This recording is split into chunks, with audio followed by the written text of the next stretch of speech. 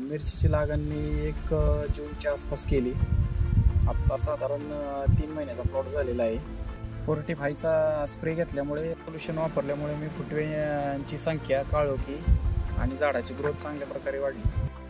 विगोर कंपनीचं 40-39 वापरल्यानंतर मला पेऱ्यातलं अंतर कमी झालं. त्याच्यामध्ये फेरस असल्यामुळे मालाची कंटिन्यू काळोखी टिकून राहिली. फुलकळी निघण्यासाठी मी कॅलमॅक्स गोल्ड आणि DP 98चा स्प्रे घेतला.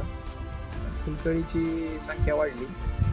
ते बिग सोडल्यानंतर मला मालाची साईज चांगल्या प्रकारे वाढली आणि मालाचे वजनसुद्धा वाढलं, चमकसुद्धा वाढली.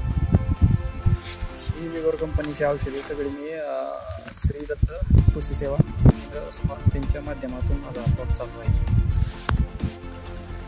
सर्व शेतकरी मित्रांना माझं सांगणं आहे की विगोर कंपनीची औषधे सर्वांनी वापरून पाहावी आणि त्याचा वापरही करावा. त्याचा रिझल्टही चांगल्या प्रकारे येत आहे.